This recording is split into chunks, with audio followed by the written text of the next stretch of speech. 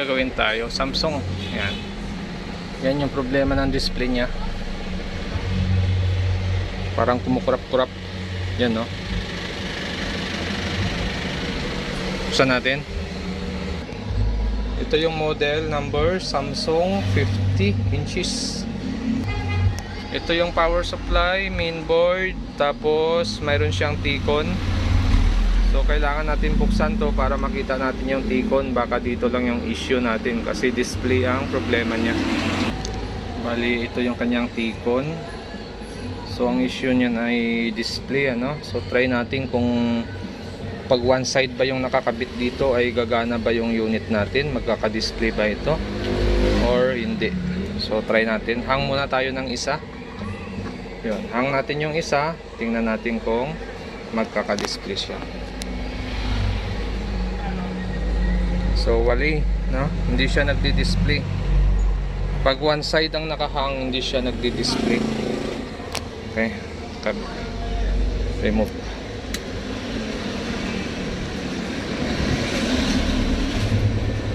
Balik ulit natin to. Try natin dito ulit. Try pa rin natin sa kabila. Baka sira lang yung side na natanggal natin. Okay. So ito, wali rin, ano, hindi rin siya nagdi-display. So hindi talaga siya nagdi-display pag nakahang yung ribbon natin. So kailangan natin hang parehas. Yan. Susukat tayo ng supply. Kung mayroon itong supply pag nakahang yung ribbon, titingnan natin. Baka kasi nagpo-protect ito pag wala yung ribbon. So parang protect na siya.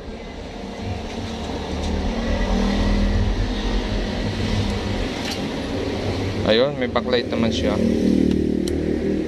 Check natin supply.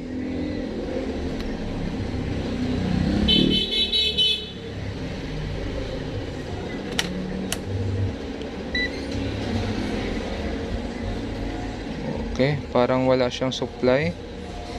Wala, oh. Wala siyang supply. So pag nakahang yung dalawang ribbon, hindi siya naglalabas ng supply. Hindi naglalabas ng supply yung mainboard na yan. So kabit natin yung ribbon, dalawa.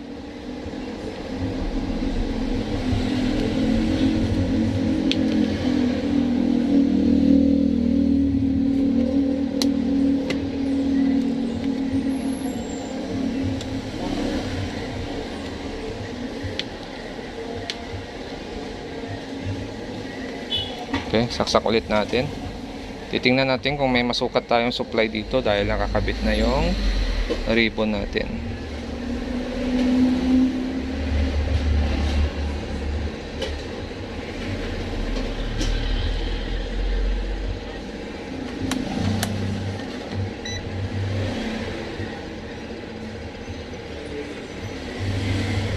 Wala pa rin.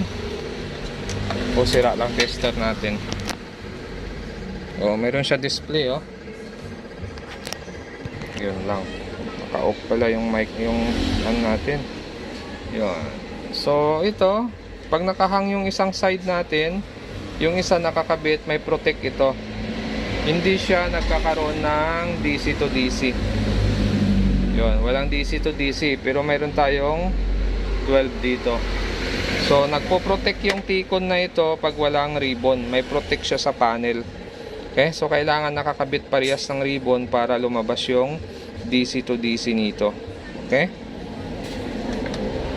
So kabit natin. Kabit natin ito. Tapos testing natin.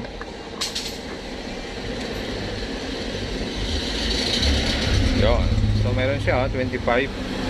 Yan. So pag dalawang ribbon nakakabit, gumagana yung DC to DC natin. So yung ganitong T-con ay may protect. Pag walang ribbon, hindi siya nagkakaroon ng DC to DC. So ang problema ng unit natin ay nagpi-flicker or nagpa-fluctuate yung supply natin, yan, no? Yan, kumukurap-kurap siya. So pag ganyan, dahil hindi naman natin malaman kung saang side ang may problema, mag-actual tayo. Iba-block natin yung isang side muna Hanapin lang natin yung clock signal, tapos ibablock natin yun. Titingnan natin kung may pagbabago. Left and right, try natin. Okay, so nagtry tayo dito. Nagtry tayo dito maglagay ng tape. So ang clock signal natin ay ito. Kung hindi nyo kabisado kung saan nakatutok yan, akala nyo dito sa gilid. Hindi, dito siya sa gitna nakatutok.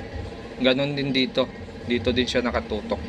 So nagtry tayo dito una kanina, nag-block tayo dito. Yung mga clock signal na yan, binlock natin dito. So wala, protect siya. Hindi siya nag DC to DC. So tinanggal natin dito, tapos lumipat tayo rito. Yan, dito tayo nag-block. Nagkaroon siya ng DC to DC. Yun na yung problema ng ganitong T-Con. Dahil pag hindi nakakabit sa top board, ay may protect. So ngayon, yan na yung display niyan. Okay na siya. Yan. Normal na yung display niya. So kahit na i-block na natin yung side na ito, pero malinis pa rin yung display niya. Okay, so nagsa-search lang siya ng signal. Bali kasi ito, bali yung kapitan ng antena nito, so aayusin din natin yan. So wala din siya audio video, no? HDMI lang yung input nito. Okay, so yun lang naging problema nito. So papakita ko na lang kung ilan yung binlock natin dito para mag-normal yung display nito. Kasi ito pag nag-block ako tapos nag-normal na yung display, ay hindi ko na siya binabago. Yun na yun.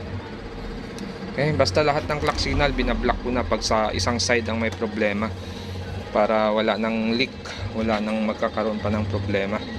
So ito, bibilangin na lang natin to kung ilan yung binlock natin dito. So hirap talaga pag isang kamay lang hawak mo. Labo. Yan. So bali ito yung binlock natin. 1, 2, 3, 4, 5, 6, 7, 8, 9, 10, 11, 12, 13, 14, 15 pin ang binlock natin hanggang dito. Tapos nagnormal yung display nya. Okay. Okay, so ito na Samsung natin na 50 inches. Normal na yung display nya, hindi na siya kumukurap-kurap. Yan, okay na. So nakuha pa siya sa one side tape method. At kung bago lang kayo sa aking channel, huwag kalimutan mag-subscribe. Edtech PH, Skill TV, saka sa FB mayroon din tayo. Nagre-reels din tayo doon. Gagawin tayo Samsung. Yan. Yan yung problema ng display nya.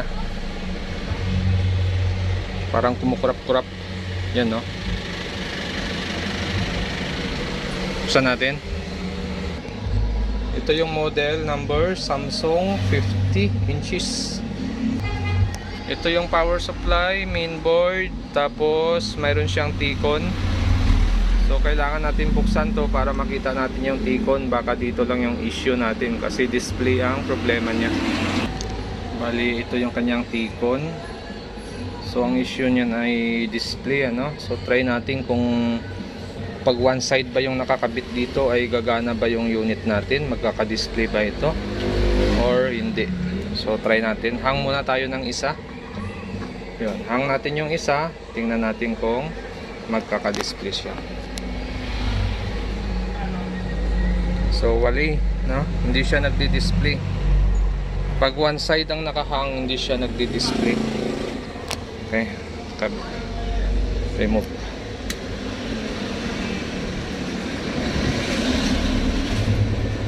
Balik ulit natin to. Try natin dito ulit. Try pa rin natin sa kabila. Baka sira lang yung side na natanggal natin. Okay. So, ito. Wali rin, ano? Hindi rin siya nagdi-display.